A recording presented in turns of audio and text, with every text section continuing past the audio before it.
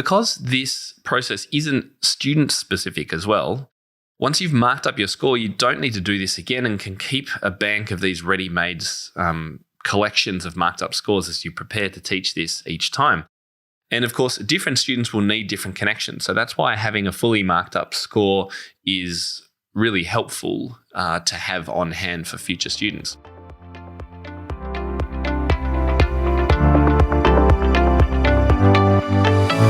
You're listening to the Integrated Music Teaching Podcast from Top Music.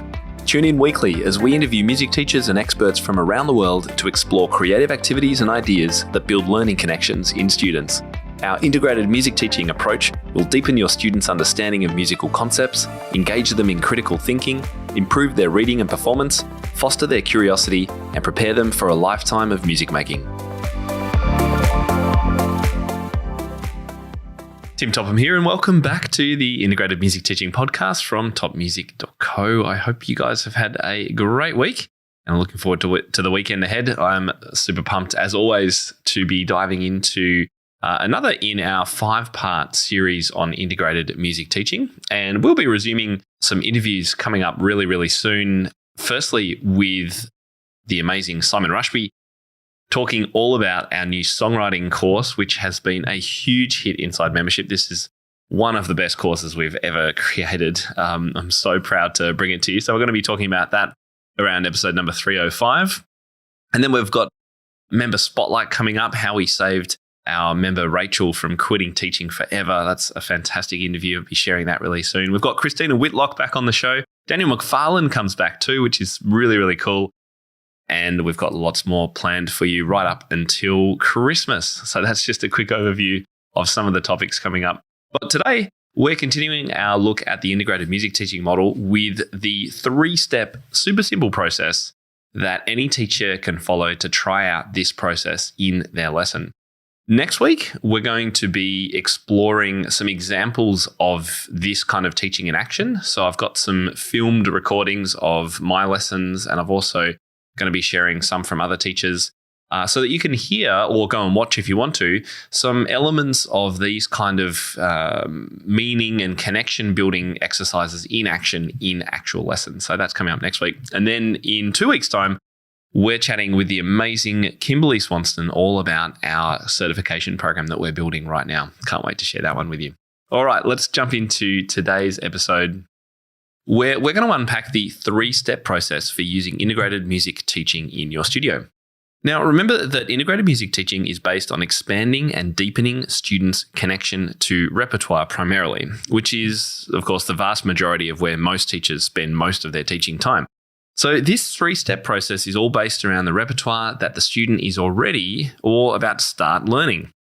So this is what you need to do. It's a 3-step process. Step 1, you're going to analyze the repertoire. Step 2, you're going to find the connections. And step 3, you're going to plan the integration activities. Now, I'm going to go into each of these steps in more detail in this episode. But before that, just a few things to keep in mind. Step 1 should be familiar to all teachers. This is analysing the repertoire. Because analysing the repertoire for musical elements is something that we should all be doing before presenting new pieces to students in order to know the best way to approach teaching that particular piece. Steps 2 and 3 may be a little bit unfamiliar, but as I say, we'll walk through those in a moment. Now, a couple of other points. Firstly, any good music teacher will already use metaphor and stories to connect the desired playing style or sound to the title, for example, or to gestures required to make the right sounds. So, for example, a teacher might say, think of the motion like you're using a big paintbrush over the keys, or the feeling should be like a big, heavy animal paw. Or perhaps, think of when you were last at the beach and you could see the big wave in the distance coming closer. Or have you seen an army marching? That's what this section sounds like to me. What do you think? Can you play it like you're in a marching band? It's fantastic to make these kinds of connections to help students learn. However, the integrated music teaching model takes this process much further and deeper by strengthening these kinds of connections through creative activities. And that's what we're going to be explaining in a little bit. For example, in the case of the last metaphor about marching, a teacher may strengthen this analogy, so go further than just saying this is what it could sound like or picture yourself in this situation, by saying something like, why don't we try this together? I'm going to play a strong marching accompaniment, bom, ba-dum, ba-bum, ba-bum, in kind of 2/4 time. And I want you to use the notes of this scale to make up a simple melody. And we're going to play like we're marching together. And then later, they might say, okay, now let's change the style. How would we play it if instead we wanted this march to actually be a lullaby? Let's give it a try. So these are the kinds of approaches that I love using with these creative activities that can deepen students' experiential learning and understanding of material. Secondly, the integrated music teaching model is best suited to tonal music. Thankfully, I expect that 98% or more of most teachers' beginning and intermediate repertoire is probably going to be tonal. So this is unlikely to be a factor, as it's much harder to find things like patterns and relationships in atonal and serial music, at least for me. I'm sure there are many specialists out there who would perhaps disagree, but I think for most teachers, I think we're probably all in the same boat with that regard. And finally, this 3-step process also works for teaching non-repertoire skills like technique. You won't need to do the analysis for this, so you could just skip to step 3 and find some fun integration activities to strengthen the scale practice or knowledge. And I've got a blog post about, I've got a couple of blog posts actually about this. And also my great friend Bradley Sowash has an activity that speaks to this part of the process called Scaling the Chords. We'll link to both of these in our show notes today. All right, let's dive into this 3-step process. Step 1, we're going to analyze the repertoire for musical elements. So before teaching any piece from an integrated music teaching perspective, I always analyze it and mark up my score, noting things like the title and the initial tempo markings, keys and modulations. Modal pieces are really fun to explore creatively. Harmony, and I'll generally sketch out the chords as a lead sheet on the music. Rhythmic and melodic patterns and sequences.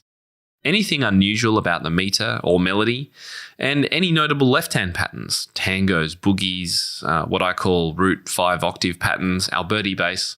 And I've got a download, if you haven't got it already, about all the main left-hand patterns. It's over at topmusic.co/patterns if you want to grab it. I think this is always a fun activity. You can get your stationery out. I love stationery, in case you didn't know. Coloured highlighter tape, pens, pencils, whatever you would like to do to mark up that score. And what you're really creating for yourself is a reference of all the main features of this music, the musical features of this music. Now, the score that you're marking up isn't the one that you're going to be giving to your students because you want them to be finding out and making these connections themselves. So this is just for your own reference to go, okay, I can see that, yes, this is actually using that Alberti pattern, and the student actually did use that just, 3 weeks ago in their last piece. So I can make a connection there. And there's this sequence in the right hand that sounds like the Baroque piece that we played earlier. So I can make some connections there. And that chord progression is exactly the same as Let It Be by the Beatles. And I know my student loves that. So I'm going to make some connections there. This is the kind of thinking that you can start doing. Because this process isn't student specific as well, once you've marked up your score, you don't need to do this again and can keep a bank of these ready-made collections of marked up scores as you prepare to teach this each time. And of course, different students will need different connections. So that's why having a fully marked up score is really helpful to have on hand for future students. In fact, what we're going to be doing is making a collection of these for all our Top Music Pro members. I'm going to be encouraging all our members to share their marked up scores so that we can keep a bank of these inside Top Music Pro.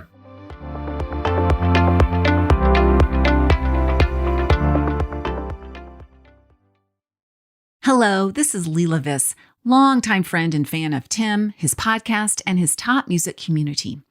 I'm pleased to support his groundbreaking efforts. Key Ideas is my podcast, and when you get finished with Tim's latest episode, I invite you to tune into Key Ideas. It's filled with illuminating interviews and transparent reflections. Besides podcasting, I enjoy encouraging musicians to get creative beyond the page and jumpstart their composing skills. Are you interested in nurturing budding composers too, but aren't sure where to begin? If so, it's time to sign up for my 8+8 Composium. It's a 4-week online course and limited to 8 teachers. Within just a few short weeks, you'll design your own composition 8 bars at a time and take away tons of strategies to help your students do the same. Head to leelaviss.com, use discount coupon code TOP10, and save on registration. I look forward to meeting you and your creativity.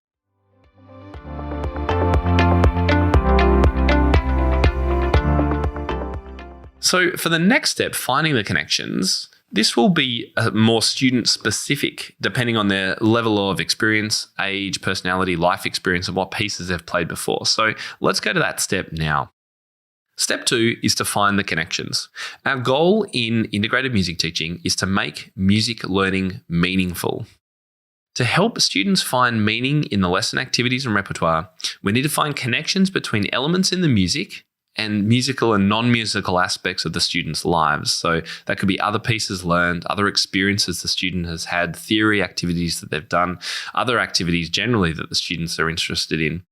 So in this step, you need to look through your list of musical elements or the marked up score and work out where you can make those connections. Now, as I said, you've probably started doing these as you've been finding the elements in step 1. The connections could be to any of 3 areas. So you can picture this as a triangle. So on one point of the triangle, you can make connections within the piece, the A section to the final A section, or one pattern to where a pattern repeats, or chords that are one progression here and then a similar progression there. So that's one element. Another point on the triangle could be finding connections between this piece and a previous piece that the students learnt. That's always a great way to strengthen learning. And the third point of the triangle would be to the student's life outside music. So could you make connections to the band music that the student's playing, or the song they're singing in choir, or to the sport that they love playing? So when we talk about connecting elements, here are a few examples. So when a beginner is learning their first piece of music with just their right hand, we could connect the melody notes with the idea of key and harmony and teach them about, well, the fact is that you're playing the first 3 notes of a C major scale, and what does that mean? For example, we could also connect chord progressions between pieces. For example, in bars 5 to 6 of Solfeggio, I've made connections before in webinars to a really popular and annoying pop song. Another idea for connections is that this melodic pattern or left-hand pattern being similar to the last piece the students learned. Or example 4, this 7th chord is exactly like the one you're playing in jazz band for school. Or idea number 5 could be, look at the right-hand descending line here. What scale is that? Connection idea number 6 could be, this piece has the key signature of B flat. What key is that? But why does it start and finish on a different note? And we could be talking here about making connections to modes. And idea number 7, I think we used this left-hand pattern in our last piece. Do you remember? What were the main differences? Making connections may be all you need to do for some elements. Just knowing that this pattern is the same as the last piece, or this chord progression was just like the 12-bar blues you learnt last term, can be enough to strengthen foundations. However, if the opportunity arises, it's great to use a creative activity to deepen understanding and connection even more, and that's what step 3 is all about. Okay, so step 3, we're going to plan the integration activities. So the final question to answer is, what creative activities can I use to explore and strengthen the connections I found in step 2?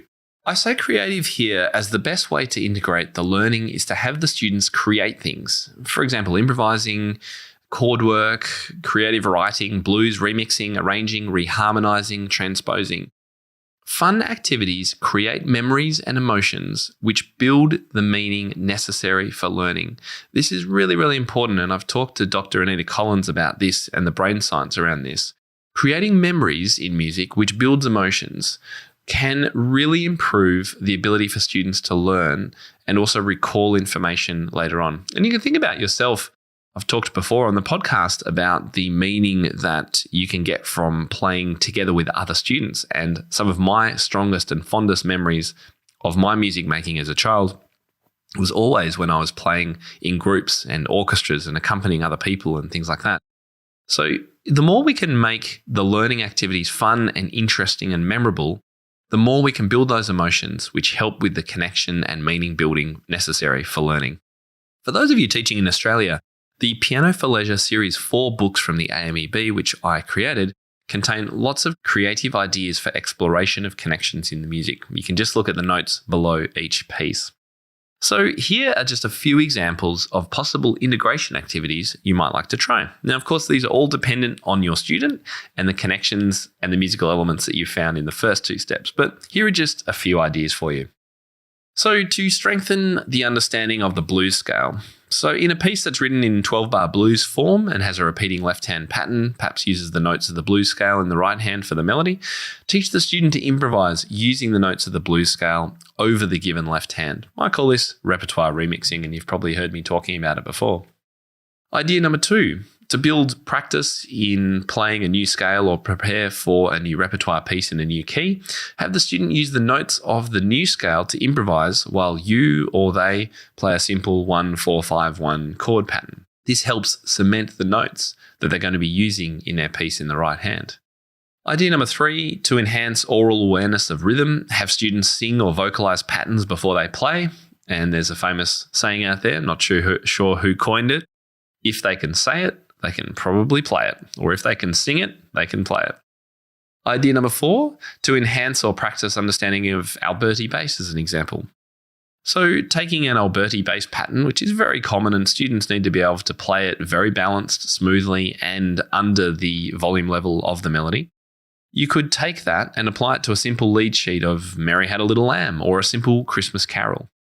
Another idea could be to explore major and minor differences. You could ask the student to change the third note of the melody in a piece, or the chord progression, changing chords from major to minor. How does it sound? What does it do to the piece? What might it do to the title of the piece? These are all questions that can build and grow and can create curiosity for the student. And finally, for students learning their first right-hand notes reading on a piano, as I mentioned before, you can start teaching students quite early on about melody, key, and tonic and dominant relationships. So once they learn a simple method book tune in the right hand only, if they're on piano, for example, instead of moving on to the next piece, you could teach them about the key and play some tonic and dominant notes in their left hand to suit what they're playing in their right hand. More accomplished students may even be able to play chords or fifths. These are just some of the hundreds of activities that you could use to make more connections and build more meaning for students in music. Now, of course, the creative side of these connections and integration activities will come more naturally to teachers who have a more creative approach to their teaching. And so over the years, we've collected at Top Music hundreds and hundreds of videos and examples and lesson plans and idea sheets and cheat sheets and checklists of ways that you can get more creative in your teaching. So what we're doing now is taking all that fun and creativity and integrating it literally into the learning process of your students to strengthen and deepen those musical understandings. Now, we're going to be creating in the next few months 2 great resources to help you implement this in your teaching. The first one is going to be an integrated music teaching interactive lesson planner to get you thinking more about the musical elements and connections and to help you build these connections with an interactive online tool. And secondly, an example integration table to offer suggestions about how some of the most common theoretical knowledge can be strengthened through creative activities and where to find out more. And we'll give you more details of all of that really, really soon. So what do you think? Do you reckon that's doable in your own teaching? I'm sure if you've been listening to this podcast for any length of time, you've got a number of creative activities up your sleeve that could help bridge these connections and build that meaning for your students. Remember, it's only a 3-step process, and we're going to be unpacking more on this over time and giving you more resources to explore it with your own students. So that's the end of the show for this week. And over on the guitar podcast this week, Top Music Guitar Podcast, we're up to episode number 28. And it's all about how to create engaging learning experiences for kids with our special guest, Dave Donahue. I really encourage you to go and check that out. If you want to check out the show notes, that's at topmusic.co/guitar028, as in episode 28. And you can go and listen to it over on whatever podcasts player you're listening to this on right now, including Spotify or iHeartRadio or your Apple podcast player. Next week on the podcast, we're going to be enjoying hearing some examples of integrated music teaching in action from both me and other teachers. And I look forward to sharing that with you then. I'm Tim Topham, and you've been listening to the Integrated Music Teaching Podcast. Can't wait to catch up with you again this time next week. See ya.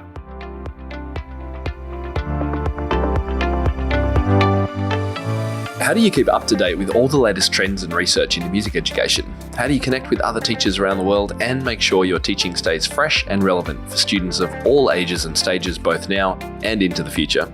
I created our Top Music Pro membership to be the one-stop shop for music teaching resources, training, support, and community, and I'd love for you to come and join us inside.